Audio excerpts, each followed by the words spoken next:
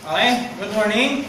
So, ang topic natin ngayong umaga ay tungkol sa oxyacetylene cutting.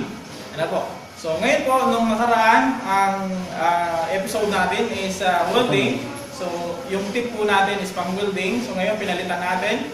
Ayan po, ginawa natin is yung cutting attachment head. So, sa cutting attachment head po, so meron tayong oxyacetylene lever po. So ito po yung gagawin natin para or ipipihit para sa pagkontrol ng oxygen na dadaan dito sa cutting natin. Ano po? Then pipindutin natin ito para lumakas yung buga ng oxygen. Okay? So ganun pa rin po yung sa handle natin, meron pa rin po tayo. Nandito pa rin yung acetylene needle valve, then oxygen needle valve. Again, so ito po yung ating oxygen, ito po yung acetylene natin. So ganun pa rin po sa pagkakating. So dapat, bago natin buksan ito, situate na nakalus po ito. Ano? So ilulus po natin ito. So ang tawag natin dito is oxygen. Ito po yung oxygen cylinder valve. So ito po ay oxygen valve control. Ayan po. So ito po yung ilulus natin bago natin buksan yung oxygen valve natin. So, konti lang. Then, pag nabuksan nyo na po ng konti, saka nyo i-dire-diretso. Yan. Then, i-control natin. Lalagyan natin ng pressure. So, ito po yung pressure para sa tangke, then ito naman po yung pressure para sa hose natin. Ano po? Yung lalabas na oxygen. So, i-control po natin. So, dahil magkakading tayo, so more or less, nasa 50 lamang po or 25. Ano po? Okay? Then, dito naman po sa acetylene, buksan natin ng konti lang.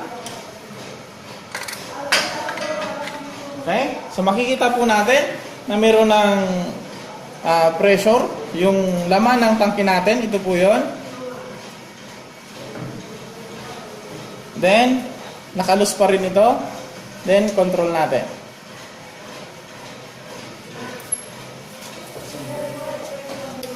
Okay. Okay?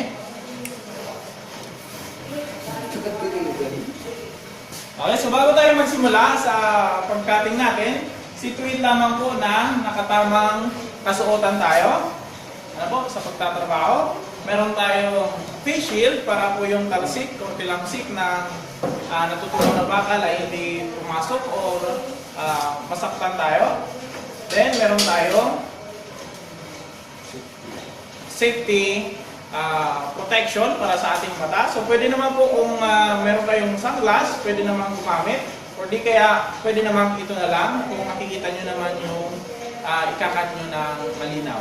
Then, meron po tayong gloves para hindi tayo mainitan habang nag-glove ay nagkakating. Then, syempre, para sa pagsindi ng apoy. Ano po?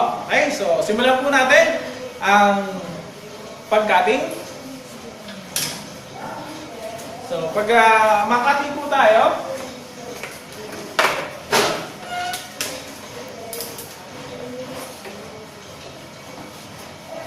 buksan lang po muna natin yung oxygen. Then, nakasara dapat yung sa control valve natin para sa oxygen. Okay. So, buksan natin yan. So, pag binuksan po natin ito, saka lang yan magkakaroon ng hangin. So, i-close natin yan. So, ito po, pag pinindot natin, magkakaroon yan ng hangin. Yan. So, yun po ang purpose niyan para kontrolin yung pagkakat natin. Then, dahil magsisindi na tayo, so, bubuksan natin yung acetylene. Konti lang. Ayan po. Then, spark lighter. So, ganun lang po. Ano? Ganun lang. Okay? So, ulitin natin. Magkakat na tayo.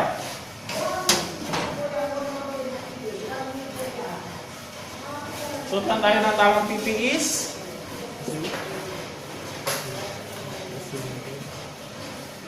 Buksan ang acetylene.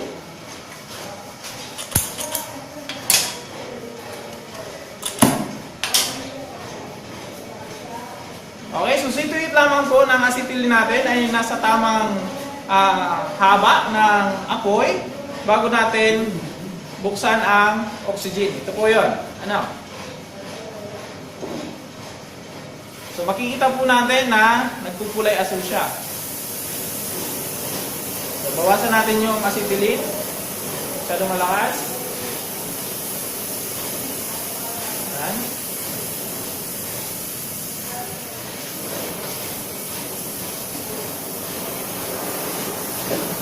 So yan. So medyo makonsumo siya sa gas. Ano po? So ganun po talaga yan. Then pag pinindot nyo, so dapat i-ikli siya na hanggang dito. Yan. So yan po yung mag-boost ng cutting. So try natin na putulong nito. Focus muna.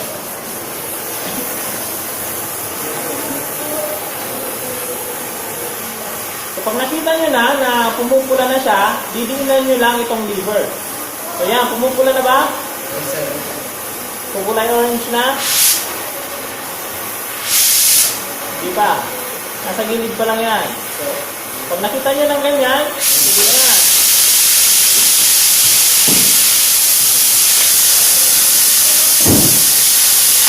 Okay, so yan. Ulitin natin. Isa pa. So, sabihin nyo kung okay na siya, ha? Sige, tingnan natin. Okay na ba siya? Hindi pa. Okay na? Yes, sir. Hindi pa. So, ibig sabihin, dapat yung pulang-pula or yung orange. So yan, pwede na?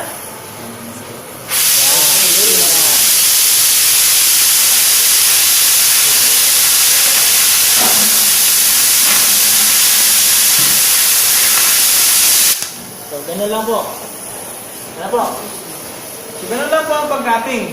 Sa industry po, pag lumabas kayo, so hindi na kailangan ng lagare. So kadalasan, lalo na pag makakapal ang kakatingin natin o puputulin, so ito na po yung mga ginagamit natin.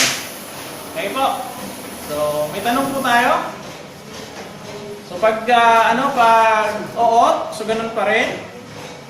Off natin yung oxygen, off natin yung acetylene, then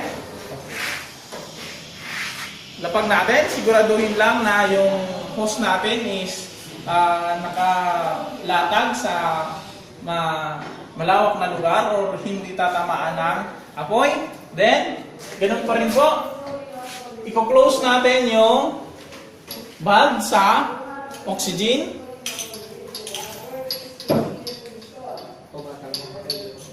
Then, close natin yung sa acetylene. Then, pag na-close na po natin yan, so, ito po, yung acetylene or oxygen, buksan lang po natin, then makikita natin na bababa yung pressure niya. Ayan po. So, wala na siyang laman. Ano po? So, ganun din po sa acetylene. Okay? So, may tanong po tayo? Thank you guys! Don't forget to share, like, and subscribe!